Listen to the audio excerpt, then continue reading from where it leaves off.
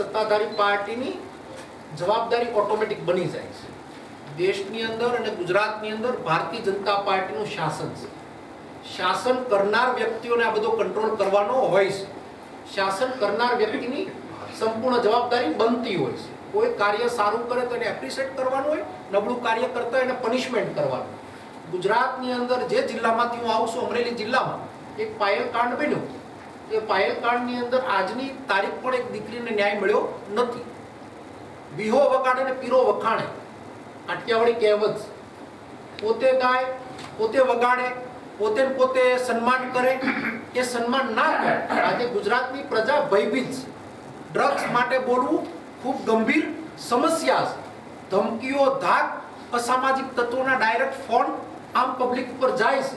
આપ મીડિયાને વિનંતી કરું છું કે તમે આજે હિન્દુસ્તાનનો ચોથો સ્તંભ છો, ત્યારે તમે વિધાઉટ મીડિયા તરીકે આડકતરી રીતે કોઈ પણ એરિયામાં જઈ અને સામાન્ય જનતાને પૂછજો કેટલી સ્થિતિ કપરી છે. સોસાયટીઓથી લઈ મોટા વરાછાનો એક એરિયા એવો કહું કે સવારમાં તો યુરિનલ કરવા જતી વખતે પણ ઇન્જેક્શનો લે છે. આવા આખા બિલ્ડિંગોની અંદર કિસ્સાઓ જોયા છે. ત્યારે જાગૃત સમાજ તરીકે સૌની જવાબદારી છે. હું ફક્ત પોલીસને ટાર્ગેટ એટલા માટે કરી રહ્યો છું કે પોલીસે એના પોલીસ પરિવારને રોડ ઉપર લાવ્યા. એક કિસ્સાની અંદર આકસ્મિક બનાવમાં લાવ્યા તો પોલીસ સાથેની કોઈ ઘર્ષણની વાત નથી, પણ અમુક આઈપીએસ એની આવક કેટલી છે, એની કમાણીનો સોર્સ શું છે, આની સ્પેશિયલ એક સંસ્થા મારફત એની તપાસ થવી જોઈએ. એની પાસે કેટલી સંપત્તિ છે, આ સંપત્તિ ક્યાંથી આવે. સારી પોલીસ પણ હિન્દુસ્તાન અને ગુજરાતમાં કામ કરે છે, એને હું અભિનંદન આપું છું. બધી પોલીસ ખરાબ હોતી નથી, બધા વ્યક્તિઓ ખરાબ હોતા નથી. લાગુ પડતી પોલીસના નિયમ લાગુ પડે છે. અને લાજવાની જગ્યાએ ગાજવાનું કામ, જે અઢળક બે નંબરી સંપત્તિ કમાઈ ગયા એ લોકો વાત કરી રહ્યા છે.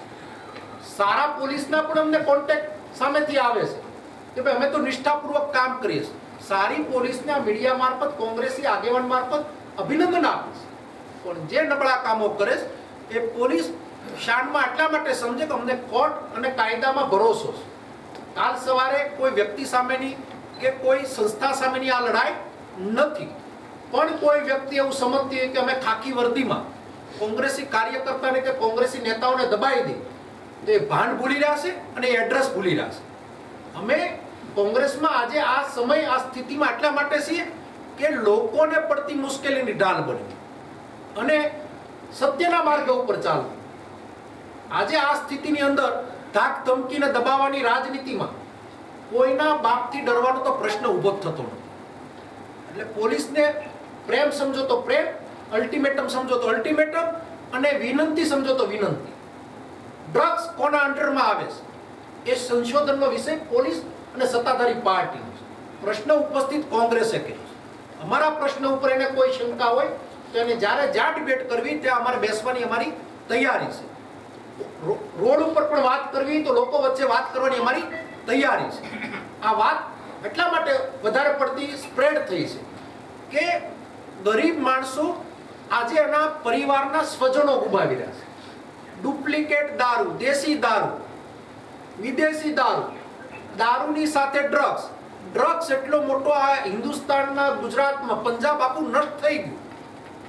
પંજાબની જેમ ગુજરાતને નશામાં મૂકી અને આવનાર પેઢીને સાફ કરવી છે. 30 વર્ષથી ભારતીય જનતા પાર્ટીનું શાસન છે. 30 વર્ષથી એક દારૂ શાસન. હું જ્યાંથી વાત કરું છું દિલ્હી સુધી કોઈ રોકવા વાળું એ લોકોને નથી. ત્યારે ડ્રગ્સ માફિયાઓ કેમ કોઈ પકડાતા નથી? ડ્રગ્સ માફિયાઓને પકડીને જેલમાં નાખો, પડી કેમ પકડાતી નથી? માટે કોઈને કોઈ આ વાત એન્ડ સુધી જાય તો મોટું પગેરું પણ મળી શકે એ શંકાના દાયરામાં છે. 23,000 કરોડનું મુદ્રા કોર્ટથી ડ્રગ્સ પકડાણું, ડ્રગ્સનો નિકાલ કર્યો, શ્વેતપત્ર ક્યારે બહાર પાડ્યું? ડ્રગ્સ પકડાય, પેપરમાં આવે છે, ટીવીઓમાં આવે છે. ડ્રગ્સ પકડાય છે તો લેવાવાળા લોકો કેટલા એને આઈડેન્ટિફાઈ કર્યા ખરા? એ વ્યસની લોકો કશે ને કશે વ્યસન તો કરે છે. એના આઇસોલેશન કંઈ ખોલવામાં બેન આવ્યા નથી. ત્યારે ગુજરાતના જવાબદાર અધિકારી સાથે સરકારની નૈતિક જવાબદારી બને છે. સરકારની નૈતિક જવાબદારી સાથે એને સ્વીકારવું પડે. અમે એમ કહીએ કે ફક્ત સરકાર સ્વીકારે, ખોટું થાય તો સરકાર સ્વીકારે, પ્રજા સપોર્ટ કરશે. અને હું કહું આઈડેન્ટિટી કરી અને આ વાતની ઝુંબેશને આગળ વધારી અને નશા અને વ્યસનમાંથી મુક્તિ અપાવી આપણી સૌની ફરજ. પ્રતાપભાઈ, સત્તામાં હોવા છતાં કુમારભાઈ એ પત્ર લખ્યો છે ફરી વખત સરકારને કે વારંવાર જે છે બ્રિજ નીચે અસમય તત્વો રહે છે અને ખુલ્લેઆમ અફીણનું વેચાણ થાય છે. આજે જ પત્ર લખ્યો છે, તે બાબતે આપણે શું કહેશો? કુમારભાઈ એક નીડર, જાબાજ અને સામાજિક ભારતીય જનતા પાર્ટીના ધારાસભ્ય છે, પણ સામાજિક પણ જાબાજ વ્યક્તિ હું એને કહું છું. શું કામ કે અવારનવાર સરકારને ખોટું થતું ત્યાં પત્ર લખે છે.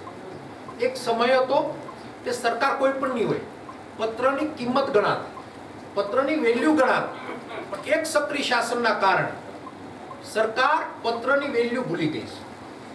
સરકાર બંધારણીય વેલ્યુ ભૂલી ગઈ છે. કુમારભાઈ જવાબદાર ધારાસભ્ય, ત્રીજી ટર્મના ધારાસભ્ય છે, ભારતીય જનતા પાર્ટીના ધારાસભ્ય, વારંવાર વખતે રજૂઆત કરી ચૂક્યા છે. ત્યારે સરકારે આને ગંભીરતાથી લેવી જોઈએ. વિરોધ પક્ષની જવાબદારી છે સરકારને ઢંઢોળવાની, સરકારની આંખ ખોલવાની. હંમેશા વિરોધ પક્ષ વાત મૂકે તો સરકારે એને સાંભળવી જોઈએ, એને સમજવું જોઈએ.